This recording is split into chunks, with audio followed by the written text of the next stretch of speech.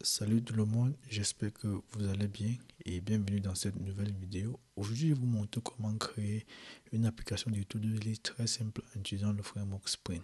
Ok, donc vous verrez déjà là à l'introduction de Spring Make Java Productivity. Donc Spring, c'est un framework qui vous permet de développer en Java, Kotlin et Groovy. Mais dans cette vidéo, nous allons donc utiliser le langage Java. Donc tout d'abord, avant de créer une application Spring, vous devez donc aller initialiser un projet Spring. Ok, donc il y a déjà un composant qui a été créé pour ça qui s'appelle Spring Initializer.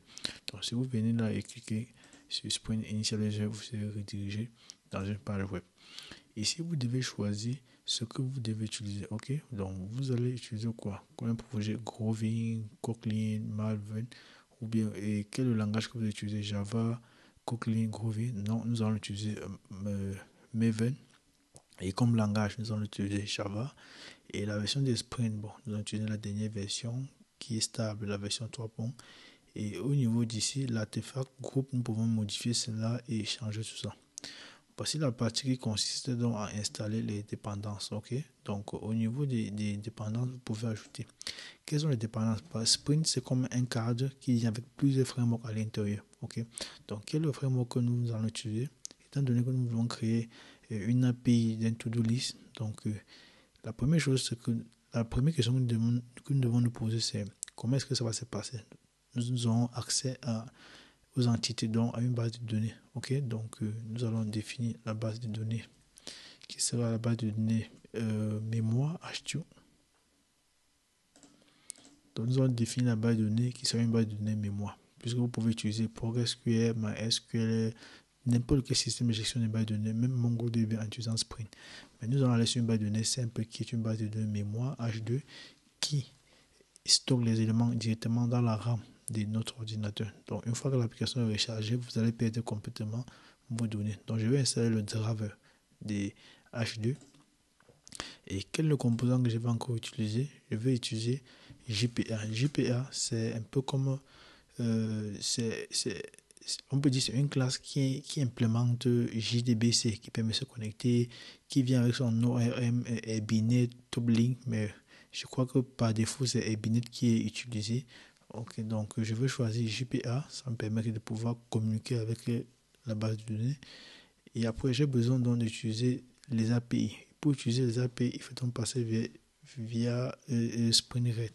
Donc je vais utiliser les API RESTful. Ok, donc je vais cocher cela. Voilà les trois composants.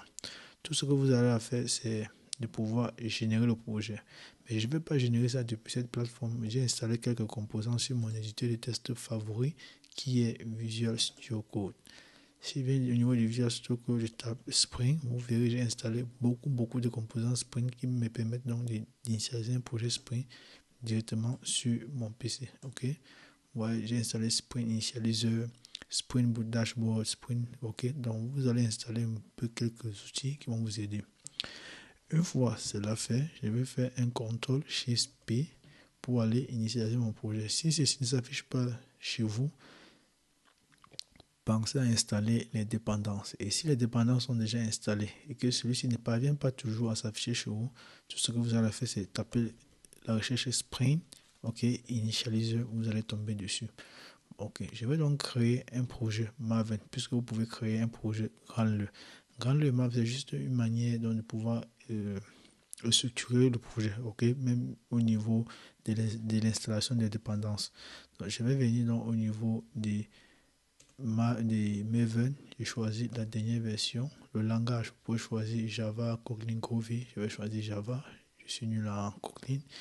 Au niveau du groupe AD, je vais choisir, je vais mettre proxy dev pour rester un peu original. Ici, là, je vais dire to do app, oui, to do app. Et je vais confirmer. Vous voulez quoi, un jar ou un war? Je vais prendre un jar. Et la version de Java que je vais utiliser la dernière version qui est sur mon système d'exploitation. Voici là où il faut choisir dans les composants. Tout à l'heure, nous connaissons déjà les composants que nous allons choisir. Je vais utiliser la base de données H2. Je sélectionne. Donc, vous tapez juste Entrée. Vous verrez là, il y a un trait qui s'affiche. Ça veut dire que ça a été sélectionné. Et je vais utiliser JPA pour être plus rapide. Donc, je tape entrée, je choisis JPA. Et après, je vais utiliser Web Server, donc Spring Web, ok. Vous voyez, RESTful Application MVC, je vais le choisir. Et je tape entrée. On me dit où est-ce que je veux télécharger mon application. Je vais pas dans Code. Je vais aller dans Spring Boot. Dans Spring Boot, je vais créer donc un nouveau de ce qui va s'appeler tuto. Ok, c'est dans tuto que je vais générer. Ok, on me dit, est-ce que je vais lancer ça directement avec l'éditeur? J'ai dit oui, je vais lancer mon éditeur. Là, je suis très posé. Bon, pour la suite, qu'est-ce que je vais faire? Je vais venir au niveau des pommes XML. C'est ici là que vous pouvez donc ajouter les dépendances. Un peu comme nous utilisons pip pour pouvoir installer les dépendances. Ok, donc vous allez voir ici quelques dépendances. Laissez-moi un peu fermer ceci. Vous verrez la Spring Started Web, voilà ça. Donc le fichier de configuration des dépendances, c'est le XML. Donc vous avez là Data JPA pour accéder à la base de données. Nous avons le test pour les tests. Nous avons Maven qui est comme un plugin. Ok. Donc ce que je vais faire, c'est de sauvegarder ça pour laisser mon XML installé. Lorsque XML est en train de tourner chez vous, si vous utilisez VS Code, sachez que les dépendances n'ont pas encore fini de télécharger. Ok, bon. Je vais venir au niveau de SRC, main, Java. Ok, voilà donc mon groupe ID qui est présent, qui est .com, qui est com.proxydef et tout de app. Je vais cliquer ici. C'est ici là que vous pouvez démarrer votre projet Spring. Ok, lorsque vous voyez Spring Boot Application, c'est ce qu'on appelle les annotations en Java. Donc pour lancer, je peux venir directement cliquer sur Debug là. Vous allez voir mon projet Spring va démarrer. On me dit que le projet a démarré et écoute sur le port 8 8080. Voilà ça, 8080. Ceci étant fait, je vais déjà commencer par définir mes entités. Ok. Étant donné que Spring vient avec son ORM également comme Django et le reste, ça veut dire que nous allons manipuler les entités Java, donc les classes Java pour pouvoir créer les entités. Et pour faire cela, je vais venir au niveau des to-do. Je vais organiser mon projet, les gars. Donc suivez un peu la pratique ici. C'est une pratique qui m'a été recommandée par un développeur senior Java. Donc, je vais définir mon modèle. Et dans mon modèle, je vais définir l'ensemble de mes entités. Si j'ai 18 classes, je vais définir mes 18 classes dans mon modèle. Pour l'instant, je n'ai qu'une seule classe qui va s'appeler tax. Et l'extension, c'est .java. Maintenant, étant donné que c'est une classe, je vais choisir classe. Vous avez la possibilité de choisir interface, énumération, record, mais pour les entités, nous allons utiliser une classe. Quels seront mes champs? Ou bien quels sont les champs que j'aurai au niveau de ma base de données, ok? Ou bien les champs que j'aurai au niveau de ma table. J'aurai le champ ID, ok? ID qui sera du type long et ce sera privé, donc ça ne peut être visible qu'au niveau de cette classe-là. Qu'est-ce que j'aurai aussi par la suite? J'aurai un champ privé qui va s'appeler name et ce sera une chaîne de caractères. Donc, suivez mon exemple. J'écris dans les types natifs en majuscule. Le début, c'est en majuscule. C'est très important. Je vais vous expliquer pourquoi. Et à la fin, je vais définir un petit champ qui va s'appeler private, qui sera un champ booléen. Je définis en majuscule. Et ça va s'appeler completed pour définir si un champ ou bien si une tâche a été complétée ou pas. Voilà, j'ai défini ceci, mais jusque-là, ce n'est pas encore utile. Ok, nous avons vu comment définir ceci avec Django. Donc, ce que je vais faire, c'est quoi? C'est définir ce qu'on appelle les getters et les setters. Parce qu'une entité doit d'abord être un bin. Un bin, c'est une classe qui a des attributs privés et des getters et des setters. Maintenant, pour définir mes getters et les setters, je ne vais pas passer le temps à tout définir ça et le constructeur également. Je ne vais pas définir ça à la main. Je vais sélectionner juste ceci et faire un clic droit. Ou bien je viens sur l'ampoule ici là. Je vais encore sélectionner. Je viens sur l'ampoule, je clique. On me dit générer getter en setter. Générer constructeur. Je génère d'abord le constructeur. Et le premier constructeur qui est obligatoire, c'est un constructeur sans argument. Donc je vais faire ceci. Je sélectionne. Voilà mon constructeur sans argument qui a été généré. Maintenant, je vais encore cliquer sur la même ampoule. Je vais dire générer constructeur. Là, il va me générer un constructeur avec tous les arguments. Ok, donc je vais cliquer là, mes trois champs. je sélectionne, je reviens encore ici, je valide, je reviens encore là, je clique, je dis générer getter en setter. Il va me générer les getters et les setters. Je vais faire un coup de CTRL S en sachant que mon code sera refactorisé. Ok, donc voilà le constructeur sans argument que j'ai généré. Voilà le constructeur avec les arguments. Et voilà déjà le getter, get ID, set ID. Ok, donc vous connaissez déjà ce que signifie getter et setter. Donc je vais un peu essayer de traverser cette place-ci ou aller un peu plus vite. Maintenant, comme je définis ceci, j'ai ce qu'on appelle un bin. Est-ce qu'un bin est suffisant pour être une table au sein de notre base de données? Non, mais nous sommes sur la bonne voie. Donc, pour rendre ceci la table au sein de notre base de données, je vais utiliser donc ce qu'on appelle les annotations. Et l'annotation que je vais utiliser ici sera entities. Ok. Lorsque je dis donc entities sera importé depuis Jakarta PCT. Maintenant, si vous voyez là Java X, sachez que vous êtes sur la version 2. de Spring Boot. Mais la version 3. de Spring Boot, c'est Jakarta. Ok. Donc là, nous avons une table. Maintenant, chaque table ou chaque élément qui est sauvegardé dans une base de données doit avoir une clé primaire.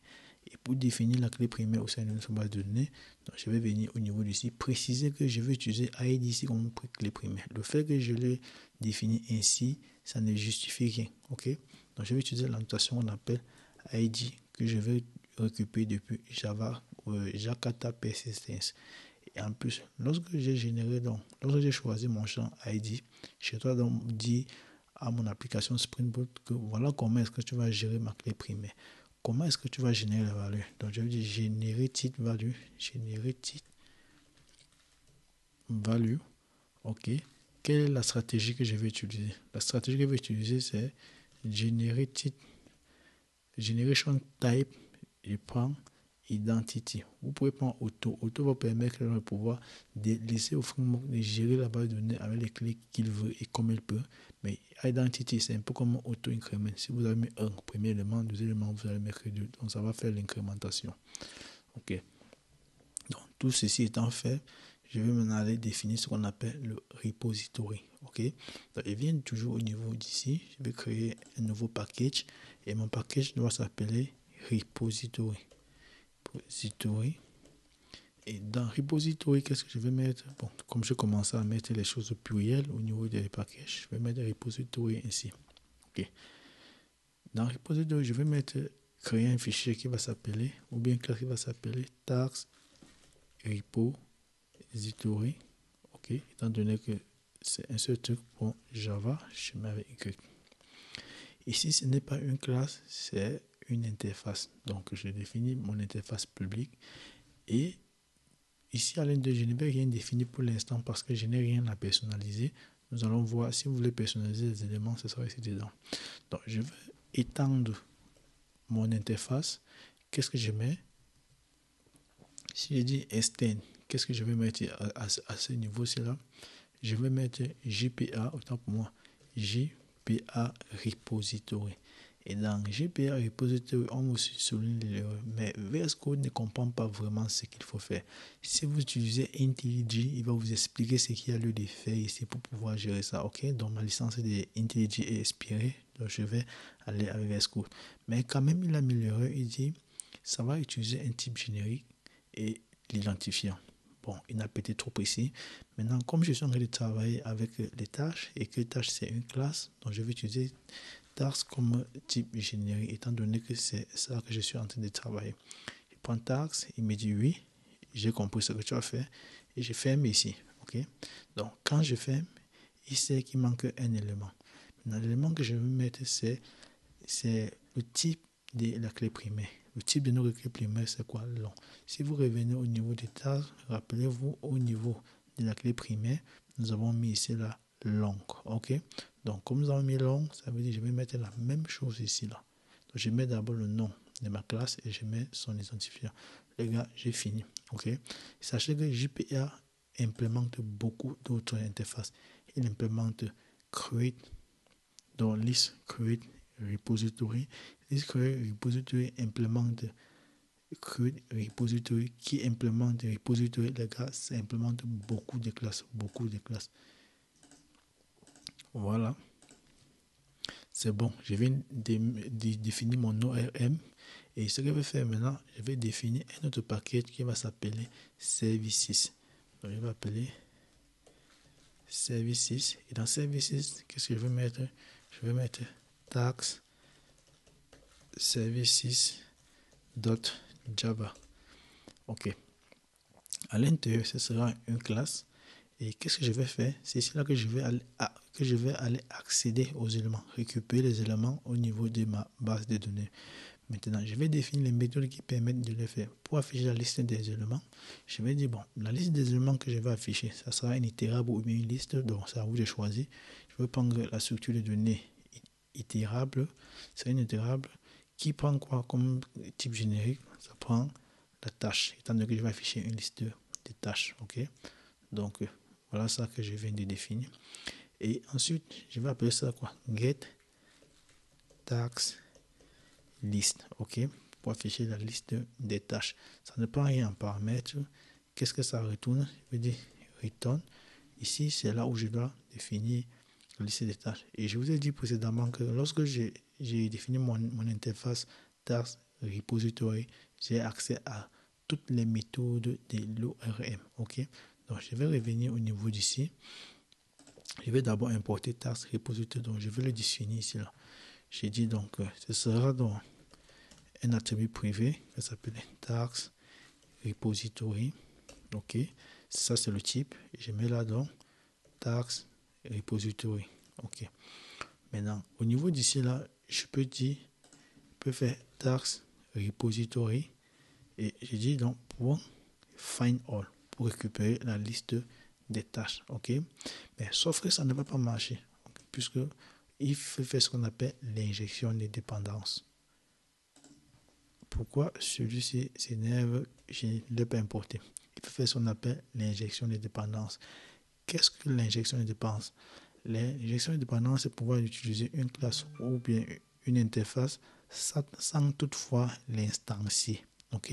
Donc, vous pouvez définir une classe sans instancier la classe, sans utiliser le mot-clé new devant. C'est ça que nous avons voulu faire ici, mais nous ne l'avons pas fait. Nous pouvons le faire de plusieurs manières. Ici, je vais vous montrer comment utiliser une manière et au niveau des contrôles, je vais vous montrer comment utiliser une autre manière. Là, vous verrez plusieurs manières de gérer cela. Pour faire cela, bon, je vais ajouter mon mot-clé final ici, même si sans ça, ça va toujours marcher, pour montrer que, bon, ici, il y a un constructeur qui fait à tout prix mettre. Maintenant, à ce niveau-là, je vais définir mon constructeur. Pour définir le constructeur en Java, ce n'est pas comme Python qu'on utilise underscore init ou bien constructor au niveau des JavaScript. Vous devez redéfinir le nom de la classe. OK? Vous écrivez le nom de la classe. Et le constructeur de quel type? C'est public. Si vous ne mettez pas public, Java va directement comprendre que ça, c'est une classe publique que vous voulez définir. Mais il vaut mieux quand même définir public à ce niveau-là.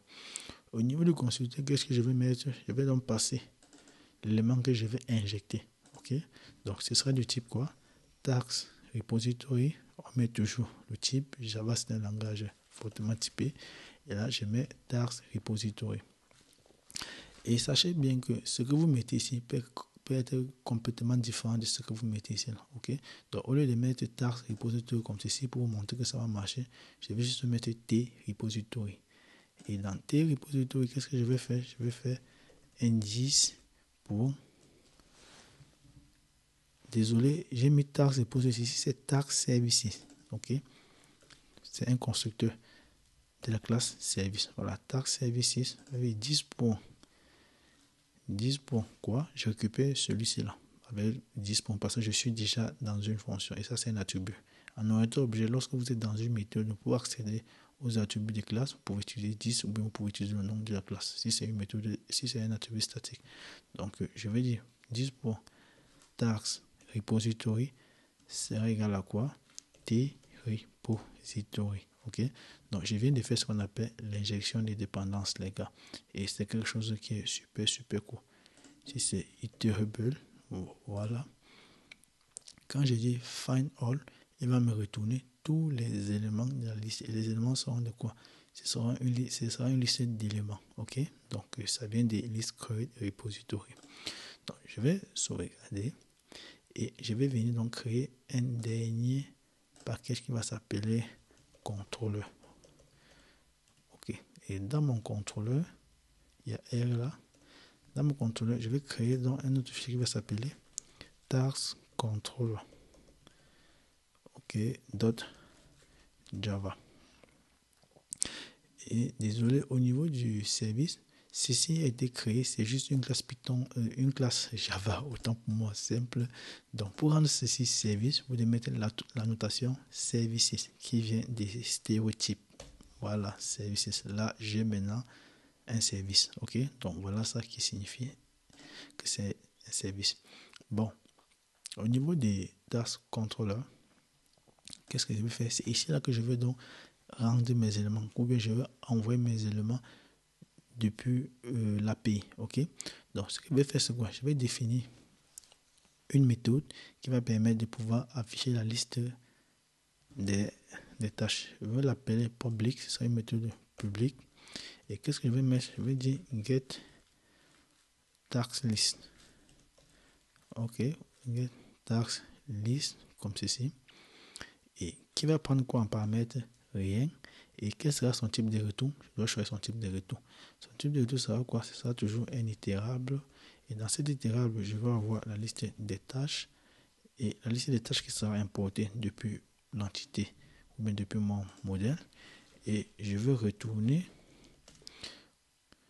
Je récupère service. OK? Mais service n'a pas encore été récupéré. Je veux toujours faire l'injection de dépendance. OK? Donc je vais dire public. OK? Public pour. Oui. Non, c'est private autant pour moi. Private. Je vais appeler task service. Task service. Service. Et je mets la task services. OK. Bon. Ici, vous pouvez toujours utiliser final. Ça va marcher. Et au niveau d'ici là, je vais utiliser ce qu'on appelle AutoWire. AutoWire va faire ce que c'est une application qui permet d'injecter les dépendances simplement. OK? Donc, disons, retirons ce monsieur, étant donné que je ne vais pas passer via un constructeur. Donc, AutoWire va nous permettre de pouvoir gérer cela simplement. OK? Donc, je vais vous montrer comment utiliser Final après, mais pour l'instant, nous n'allons pas voir ça. Maintenant, étant donné que j'ai mis AutoWire ici, donc je vais dire task services. Donc, ça veut dire quoi? Je vais dire, au lieu d'utiliser le constructeur pour injecter les dépendances, j'ai utilisé AutoWire. Ça fait le même rôle que ce que nous avons fait au niveau des task services. C'est la même chose que ceci. OK? Donc, je vais venir au niveau des task services. Je vais dire pour. J'appelle la méthode que j'ai définie au niveau des task services. J'appelle la méthode, c'était la méthode pour get task list ou la méthode là. Task services, j'avais défini.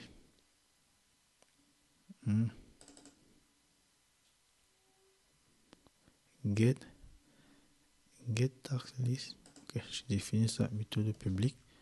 C'est vrai qu'il va comprendre que c'est public, mais je pouvais get task list. Ok, je vais au niveau des task controller. Les task répond get task list. Voilà ma méthode qui a été récupérée. Ok, donc je vais sauvegarder. Mais si je pars au niveau de mon API, je ne peux encore rien avoir. Donc pour rendre ceci là disponible, je dois utiliser la notation qui s'appelle REST controller. REST controller va dire voilà, tout ce que tu vois à l'intérieur ici, je veux que tu me lances ça au niveau des ou bien je veux que tu m'exposes les points que je vais définir en tant qu'API REST. Donc tu vas rendre ça en JSON. Donc pour définir le verbe, pour savoir si c'est un get ou c'est un post, vous devez utiliser la notation qui s'appelle getMapping. GetMapping veut dire quoi? C'est une méthode de type get que je suis en train de vouloir lancer au niveau au niveau de mon navigateur ou bien au niveau des points de terminaison. Bon, je vais définir mon API, je vais mettre slash, je vais mettre API pour slash, je mets la version, c'est la première version, et slash, je vais mettre task, comme ceci là, pour dire la liste des tâches. Je vais sauvegarder, je vais au niveau des temps de client. Au niveau des temps de client, je vais venir au niveau d'ici, définir un peu une tâche. Ok, donc je vais supprimer le 5 qui est là. je vais dire get. Quand je dis get, pour l'instant, rien ne se passe parce que quoi, toutes les modifications que j'ai faites jusqu'à maintenant n'ont pas été enregistrées. Pourquoi? Parce que mon serveur ne fait pas ce qu'on appelle le hot reload. Donc je dois arrêter mon serveur et relancer. Ok, je vais faire un get jusqu'à là. Ah, ok, pourquoi ça ne marche pas? Parce que je suis sur le port 8080. Ok, et là j'ai fait la requête sur le port 8000. Maintenant, je vais venir au niveau des ressources, venir dans Application Properties. Je vais mettre la port, ça va me faire une suggestion avec serveur port. Je choisis le port 8000 que j'ai pour habitude d'utiliser. Ok, je vais revenir là. Tant que j'ai fait ça, si je fais un get, ça ne va pas marcher. Je dois recharger mon serveur et je fais un get, les gars. Voilà, on m'envoie une liste vide parce que je n'ai pas encore des tâches au sein de ma base de données. Maintenant, pour ajouter les tâches au niveau de ma base de données, je dois configurer ma base de données. Donc, je vais venir ici à faire une recherche très simple. Comment configurer une base de données H2. Je vais dire Spring Boot H2. Voilà, je viens là. Je vais copier presque la configuration que je veux voir. Ça, c'est un bon site pour apprendre un peu les petits trucs sur Spring Boot. Dependencies, j'ai déjà fait Dependencies. Je vais copier ceci. Je vais aller dans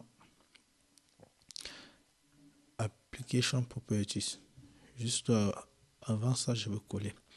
Maintenant, le Spring Data Source URL. Ça, c'est l'URL. Si vous utilisez PostgreSQL, MySQL, vous allez mettre l'URL de votre base de données ici, juste après les deux points là. Mais je suis avec Istio, c'est une base de données mémoire, donc ça va utiliser mémoire. Je vais appeler ma base de données quoi? TestDB ou bien TodoDB.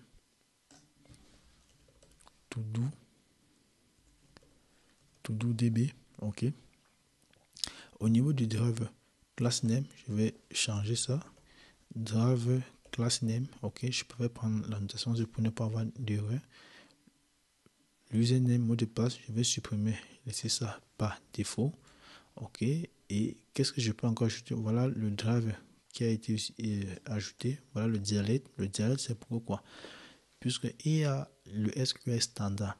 Maintenant, il y a certains systèmes de gestion de base de données qui ajoutent certaines choses spécifiques à eux-mêmes. Ok. Donc, lorsque vous mettez H du dialecte, ça permet de dire quoi?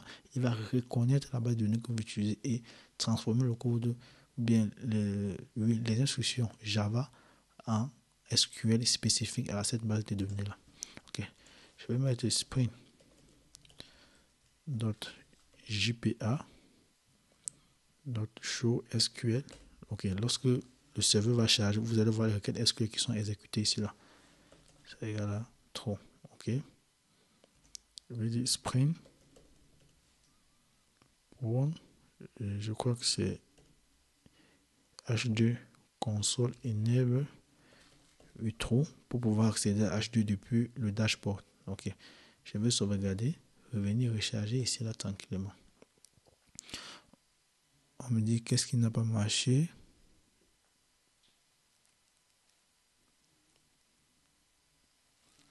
Je vais regarder le problème qu'il y a actuellement.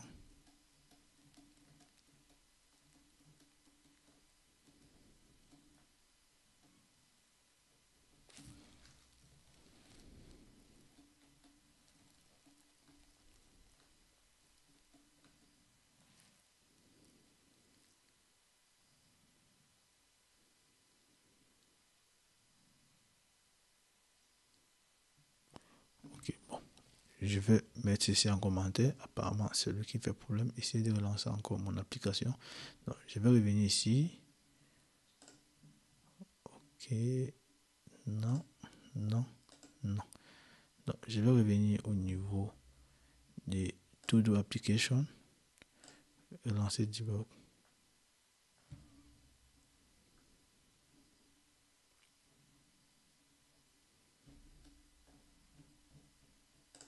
Ok, c'est pas lui le problème. On me dit le problème vient de Java. Je vais un peu supprimer Java. Je vais mettre un peu le Java aussi en commentaire. Et essayer de lancer mon application. Je viens là.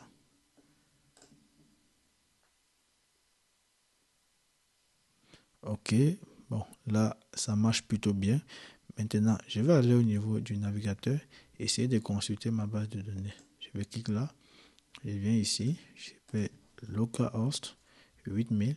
Au niveau de 8000, je vais taper H2 console.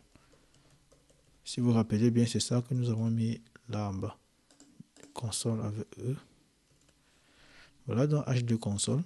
Maintenant, pour me connecter, voilà le chemin que je dois utiliser. Au niveau de l'URL et JDBC, si vous ne vous rappelez plus de quoi il est question, revenez seulement dans Application, dans Properties et récupérez cette URL-ci. Lorsque vous l'avez récupérée, allez coller au niveau de votre JDBC URL, les gars, et faire un connect. Vous verrez au niveau des tasks, voilà donc les données que nous avons, les colonnes autant pour moi, nous avons au niveau des tasks completed ID name. Maintenant, si je tape ma commande SQL, select all from, je vais mettre quoi? Tax au nom de ma table. Maintenant, je vais taper run, vous verrez, il n'y a encore rien au niveau de ma table. Maintenant, comment faire pour remplir alors les données alors que pour l'instant, je n'ai pas encore créé la fonction ou bien créer les méthodes qui me permettent de pouvoir ajouter les éléments au niveau de ma base de données. Ok, donc nous allons utiliser command line run. C'est une interface qui nous permet de pouvoir lancer certaines commandes au démarrage de l'application. Donc nous allons revenir au niveau de notre application. Je fais commande B pour fermer ceci. Je fais CTRL SHIFT pour fermer également mon panel. Ok, voilà. Ici, nous allons implémenter command line runner. De une classe implémente une classe. Une interface, c'est étend une interface. Donc, je vais dire implement command line runner. Ok. Vous voyez, il y a l'erreur qui s'affiche ici là. Il ne sait pas vraiment quoi faire. Ok. Donc, si je clique au niveau de Quick Fix, il va me dire quoi est-ce qu'il fait. On dit implement ou implemented méthode que ajoute les méthodes non implémentées qui sont obligatoires. Je vais cliquer là. Voilà la méthode qu'il fallait ajouter pour que l'erreur parte. Ok. Pourquoi vous voyez la notation override? Override permet de pouvoir redéfinir une classe. Ça veut dire la classe run a déjà été implémentée dans cette classe-là.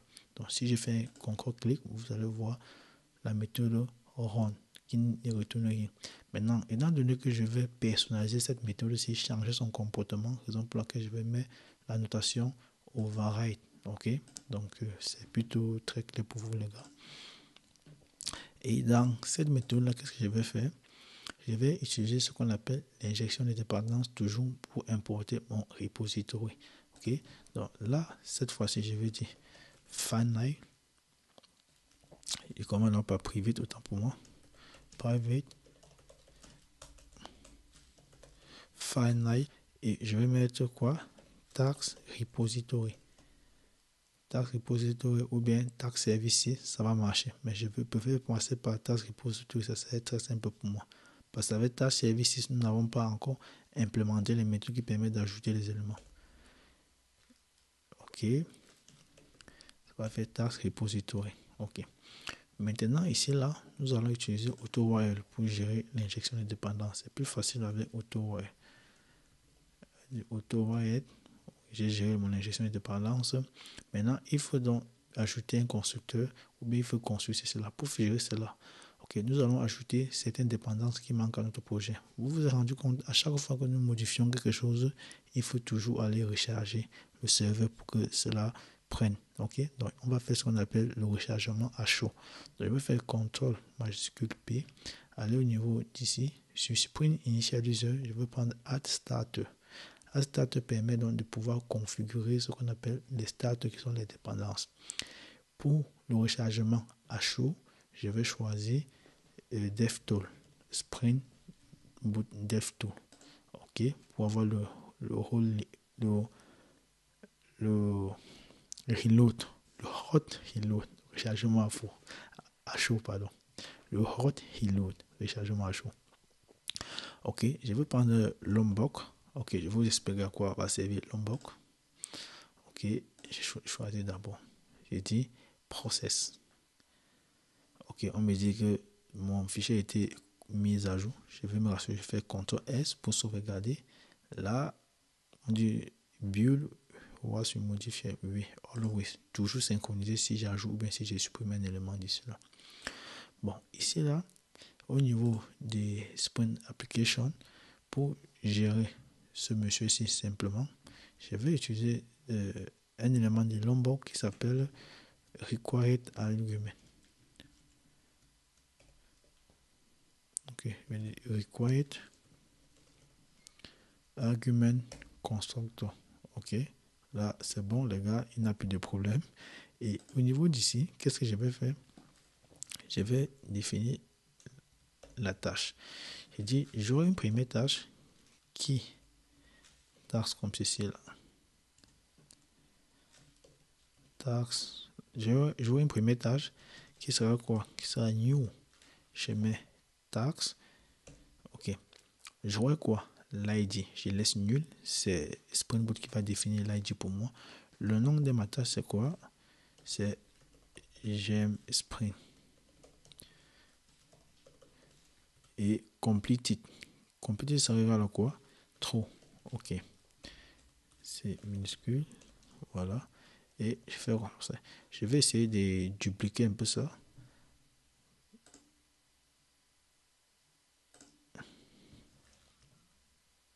Ok. Je vais ajouter uniquement 3 tâches. Là, ce sera un peu plus rapide.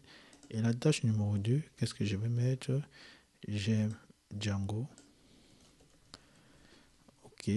Ici, là, c'est la tâche numéro 3 qui sera j'aime Fast API. Ok. Et complete sera quoi? False. Ok.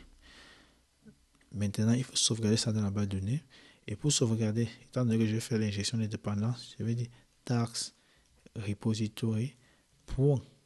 Ok. Donc, point, qu'est-ce que j'aurai? Je vais utiliser dans save all. Parce que j'ai plusieurs tâches à sauvegarder. Si j'avais une seule tâche, je devais utiliser save simplement. Ok. Donc, ça, c'est pour sauvegarder une tâche. Mais étant donné que j'ai plusieurs tâches, je vais dire save all. Et all prend quoi? Un itérable. Donc, pour gérer moi mon itérable, je vais utiliser le type list qui a été importé. Je vais dire list of. J'ai 3 tâches. Je vais mettre mes tâches ici. Là. Je mets taxe 1, taxe 2 et taxe 3. Ok. Donc, voilà donc mes tâches que j'ai. Je vais sauvegarder. Je vais mettre la virgule comme ça. Maintenant, ce que je peux faire, c'est quoi? Lorsque mes tâches seront sauvegardées à la base de données, ce que je vais faire, c'est les printer. Donc, pour printer, qu'est-ce que je fais? Je peux venir au niveau d'ici, je récupère la liste de mes tâches. Je dis liste, je mets taxe comme ceci. Et lorsque j'ai mis taxe, je vais aller récupérer la liste de mes tâches. Je vais définir ça dans une variable qui va s'appeler taxe. Et je dis taxe repository .find all. Là, vous avez plusieurs méthodes qui viennent de notre ORM, donc qui viennent des JPA, qui implémentent beaucoup de méthodes. Ok, donc ça, ce sont les méthodes find all qui existent. Maintenant, je vais dire find all. Je récupère l'élément comme ceci là et je suis tranquille. Dès que j'ai récupéré l'élément, je vais dire tax. Donc, qui a la liste des tâches, je vais faire un for each dessus. Quand je fais un for each, je vais donc afficher la liste de mes tâches. Je vais dire tax, ça ira à quoi? J'utilise la notation ici avec la flèche. Ça sera un 6 out. 6 out print tâche point. Je vais récupérer get name étant donné que je vais afficher le nom de la tâche. Je vais sauvegarder. Si je sauvegarde, je lance mon terminal. Voilà, je sauvegarde encore. Ok, depuis que j'ai installé dépendance, je n'ai pas lancé mon terminal, mon serveur autant pour moi. Maintenant, DevTool va faire le travail. Voilà la liste des tâches qui ont été ajoutées au niveau de mon base de données. Si je viens encore faire une sauvegarde, vous verrez, mon serveur va se lancer automatiquement, les gars. Apparemment, DevTool n'a pas encore fait le travail. Bon, je vais venir au niveau du temps de client. Ce qui importe, c'est que ça marche. Je viens là. Je vais faire maintenant un get task. Si je fais un get task, les gars, vous verrez, voilà, dans la liste des 3 tâches que j'ai sauvegardées tout à l'heure au niveau de ma base de données. Ça veut dire que mon API marche plutôt bien. Maintenant, je vais aller au niveau des tasks services, créer donc la partie qui me permet de pouvoir ajouter une seule tâche. Je vais récupérer une seule tâche au temps pour moi. Donc, je viens là, je vais venir dans, je vais taper public, c'est une méthode publique qui récupère cette fois-ci, c'est une seule tâche.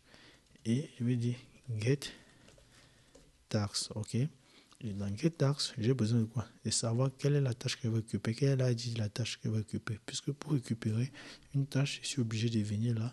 Je mets, étant donné que je vais récupérer la première tâche, j'aime Spring Boot, je mets 1 à ce niveau-là. Donc je vais revenir au niveau d'ici. Je vais dire, je mets le nom de l'ID que je vais récupérer, puisque je vais récupérer avec les ID. Vous pouvez récupérer avec ce que vous voulez. Donc je mets la ID et qu'est-ce que je fais? Je vais dire task repository dot find by ID. Find by ID. Et au niveau de l'ID, j'ai pris beaucoup d'ID. By ID. Ok. Au niveau de l'ID, qu'est-ce que je vais mettre? Je vais mettre long comme ceci.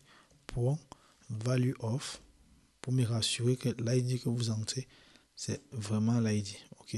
Donc, c'est une vérification que je pourrais bien faire ça au niveau du contrôleur. Ok. Donc, je sauvegarde. Étant donné que j'ai dit que ceci là retourne un élément, donc je vais faire un return comme ceci. Find by. Bon, pourquoi ce find by find by ID? Voilà, les gars, c'est nickel. Find by ID, je retourne une tâche. The Mixmo Cover Optional Task. Ah, ok. Bon, on me dit quoi? Que le problème, c'est quoi? Tu me dis récupère by ID. Mais le problème, c'est que je peux mettre l'ID qui ne correspond pas. Et comment est-ce que je vais traiter alors s'il n'y a pas l'élément au niveau de ma table? Si j'ai 10 éléments, on me demande le 50e élément. Comment est-ce que je vais traiter la requête? Donc, pour faire cela, les gars, je vais utiliser or else. Ou bien vous pouvez faire get comme ceci là. Get, ça veut dire que vous êtes toujours sûr que l'élément va toujours exister au niveau de votre base de données. Mais si vous n'êtes pas sûr que l'élément va exister au niveau de votre base de données, vous mettez or else comme ceci là qui retourne nul. Ok. Si vous voulez utiliser ni or else, ni empty, ni n'importe quoi, ce que on vous recommande également, c'est d'utiliser optional ici là. Ok. Donc, vous utilisez optional.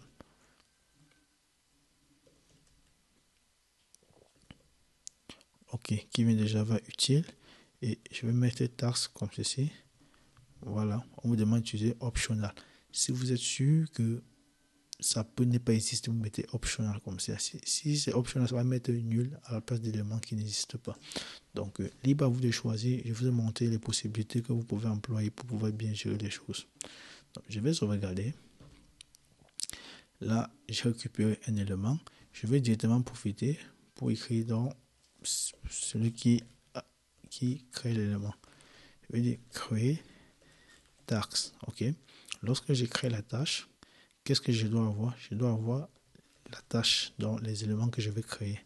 Qui va arrêter les taxes. Je mets taxe là. Et je vais mettre quoi?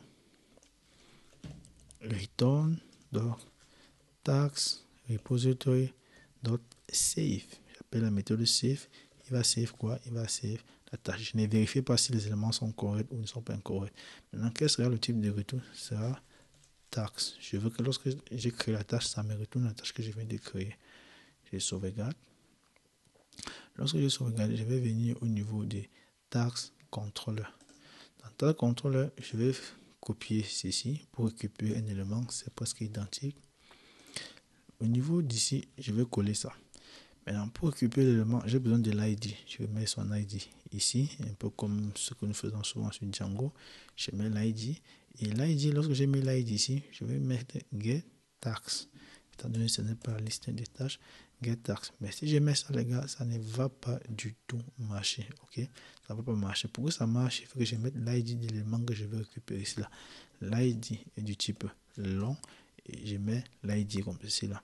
Maintenant, je dois préciser que le paramètre que je veux récupérer, par ça c'est get task list.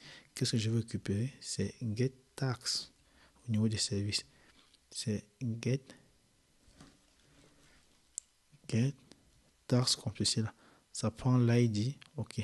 Bon, au niveau de l'ID, c'est l'ID que j'ai mis ici au niveau de mon paramètre, mais il dérange parce que j'ai retourné un itérable, alors que lorsque je récupère une tâche, je dois avoir un élément de la classe tâche. Maintenant, quel est encore le problème ici? Il me dit que ça peut être optionnel. Donc, je suis obligé de remettre encore optionnel ici là. Au lieu de faire tout ce travail pour rien et qui me rapporte rien, je vais juste retirer optionnel ici pour ne plus le mettre n'importe où. Désolé, je mets tâche là et je vais mettre point or else null. Si je mets else null ici, il ne va plus déranger. Les gars, il a juste compris ce que je suis en train de vouloir faire. Maintenant, pour préciser, alors on peut tester pour voir si ça va marcher. Je vais d'abord lancer mon terminal et recharger mon serveur. Voilà, mon serveur ayant rechargé, je vais lancer pour voir. Les gars, il ne marche pas parce qu'il ne comprend pas ce que je fais. Ok. Pour qu'il sache que ça c'est un paramètre et pour pouvoir faire la liaison, je dois utiliser une annotation ici là, qui s'appelle donc path variable. Path variable. Et je vais sauvegarder. Ok. Je vais recharger ça. Voilà. Au niveau du path variable, qu'est-ce que je vais faire? Bon, permettez-moi un peu de couper complètement mon serveur et de relancer pour voir si ce monsieur va prendre. Si le hot reload est chargé. Ok, je vais lancer ça à partir d'ici. Ok, je vais un peu sauvegarder pour voir. Voilà, le hot reload marche maintenant. Donc, je vais revenir au niveau des Thunder Client qui était là. Non, je n'ai rien à faire avec le login. Voilà. Je vais essayer de récupérer encore l'ensemble. On fait la première tâche. Et send get. Qu'est-ce qu'il me dit? Time error 13 quoi? Pourquoi est-ce qu'il fait ça? Réponse. Bon, il n'y a pas moyen de faire un bon rendu pour voir le message d'erreur. API version 1, taxe 1. Ok, je vais d'abord venir au niveau de mon contrôleur, regarder si tout est nickel. Ok, API version 1, taxe. Ok. Task controller, rest controller. Où est-ce que j'ai alors mis generate value là? Les gars, c'est pas bon. C'est pas ici que je devais mettre ça. Donc, j'ai confondu par variable. Je retire. Ou bien, vous pouvez venir directement ici dire qui retire tout ce qui n'est pas utile. Ok, tu fais remove, retire tous les imports que je n'utilise pas. Je vais sauvegarder et je vais juste venir là. À ce niveau des task controller, c'est ici que j'allais mettre ce monsieur là. Ok, je sauvegarde. Je vais revenir ici et je vais récupérer. Voilà, ça, il récupère ma première tâche. Si je récupère la deuxième tâche où j'aime beaucoup Django, il va me dire j'aime Django. Donc, ça veut dire le get marche. Maintenant, implémentons le post. Ok. Si je vais implémenter le post, je viens dans Task Controller. J'ai déjà implémenté ça au niveau des services. Je vais dire @post mapping. Ok. Maintenant, je dois renseigner encore l'URL ici. Vous voyez, lorsque vous développez, ok, donc ça c'est une recommandation, lorsque vous développez, si vous voyez quelque chose que vous essayez, que vous copiez, collez plusieurs fois, réfléchissez bien, ok, donc faites l'effort de le rendre générique. La généricité, c'est ça qui va vous rendre grand développeur. Donc, je vais venir au niveau du site, il y a une solution à ça. Okay. Donc, tout ce qui commence par API version tax, je vais mettre ici là, request mapping. Request mapping et je vais donner le nom. Quel sera le nom de mon request mapping? Ce sera celui-ci. Je copie ça. Je vais venir ici là, coller. Et au niveau d'ici, je vais retirer ça. Je mets juste le slash. Et au niveau d'ici, je mets slash ID. Et au niveau d'ici là, je vais juste mettre le slash, les gars. Ok, vous voyez que c'est beaucoup plus simple comme ceci. Je vais dire public, c'est égal à quoi? Lorsque j'ajoute l'élément, ça me retourne une classe. Je vais dire create tax. Et dans create tax, qu'est-ce que je prends? Je vais mettre la tâche que je vais créer. Donc ça prend tax, comme ceci, comme nous l'avons vu tout à l'heure. Ça prend tax. Et ça retourne quoi? Return tax services dot save. Pas dot save. J'ai fait dot save de l'autre côté. Ça veut dire ici dot create tax. Je mets dans la tâche comme ceci là. Ok. Bon, c'était vrai qu'on pouvait faire des vérifications avant de pouvoir mettre ça au niveau de la base de données, mais c'est juste pour voir comment Spring Boot marche. Maintenant, au niveau de cela, si j'ai fait un post, ça ne va pas marcher. Alors, on peut essayer. Je vais venir au niveau d'ici. Voilà donc la tâche. Is complete. Ça, c'est plutôt completed. Ok. Ok. Je suis couché avec. Je vais retirer avec. Je vais faire un post. Au niveau des posts, je retire celui-ci. Ça n'existe pas. Pourquoi la route n'existe pas? Not found. Slash API. Je vais revenir au niveau des contrôleurs encore. Ça, c'est post mapping, create tax. Techniquement, ça devrait marcher. API slash version request mapping, get mapping. Ok, bon.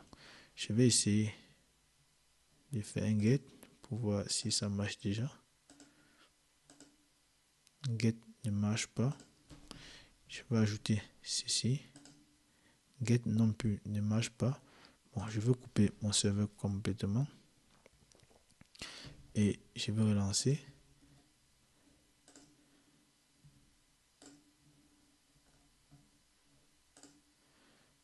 Ok. Ne marche pas. Pourquoi est-ce que ça ne marche pas? Pourquoi ça ne marche pas? Bon. Ce que je vais faire, c'est de venir au niveau des REST controllers. Au niveau des get, je ne vais rien mettre là. Je vais laisser ça vide. Et je vais revenir. Voilà, mon serveur va charger. Là, il m'affiche les erreurs. Bon, je vais revenir à ce que j'avais qui marchait déjà bien avant que je ne gâte. Pourquoi est-ce qu'il ne marche pas? Bon. Task Services, Task Controller. Voilà, je vais revenir à ce que j'avais. Donc, je vais faire le copier-coller.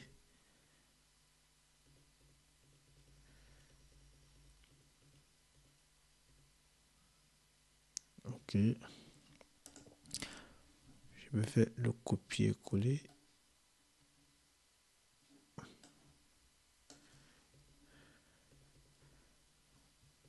Request mapping devrait normalement marcher. Bon, les gars, nous n'allons pas caler là parce qu'il ne veut pas marcher. On va avancer avec ceux qui veulent avancer avec nous. Voilà, je colle là. Maintenant, je vais dire public. Ça, c'est tax. Create tax.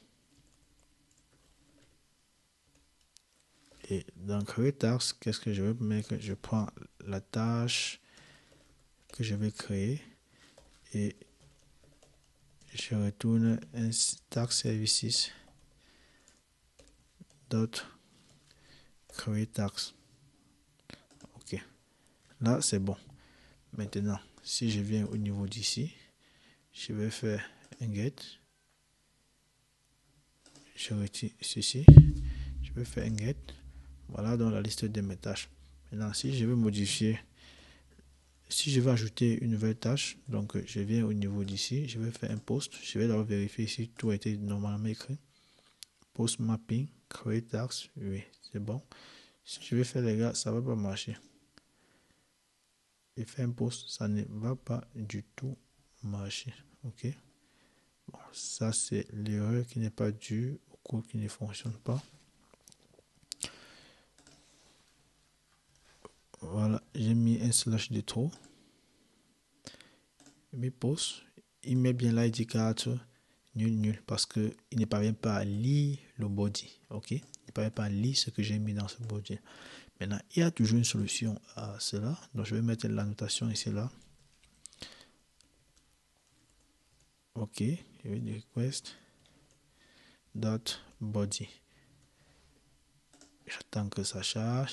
Je vais dire post. Voilà, donc l'indicateur, je suis couché.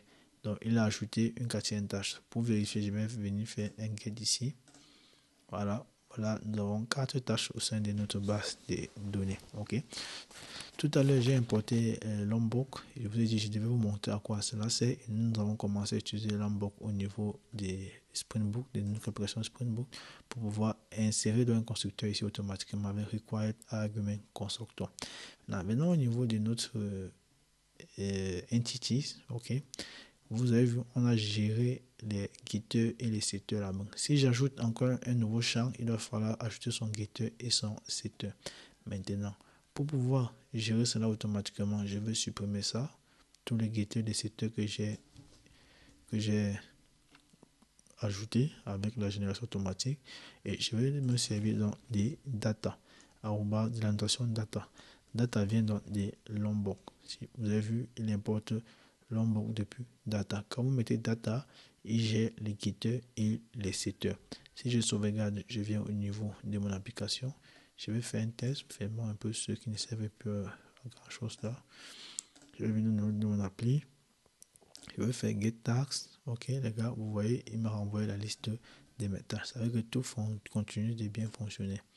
Maintenant, je peux également décider de ne pas générer les constructeurs par moi-même. Je laisse toujours Lombok gérer cela pour rendre mes entités beaucoup plus propres, les gars. Ok, vous voyez comment la classe est vraiment propre et c'est nickel. Il n'y a pas trop d'éléments là qui vont nous empêcher de bien lire. Pour gérer cela, je vais ajouter ce qu'on appelle No Argument Constructor, qui était le premier constructeur que nous avons ajouté. Et je vais ajouter le qui s'appelle All Argument Constructor. Ça veut dire j'ai généré tout ici, les gars. Ok, si je vais faire get, ça marche. Si je vais faire post, ça marche, les gars. Voilà ça qui marche nickel. Ok, donc voilà un peu comment gérer une petite API de to-do list avec le framework Spring Boot. Si cette vidéo vous plaît, n'hésitez pas à laisser des commentaires pour avoir beaucoup plus de vidéos sur Spring Boot. Et d'ici là, portez-vous bien. Peace.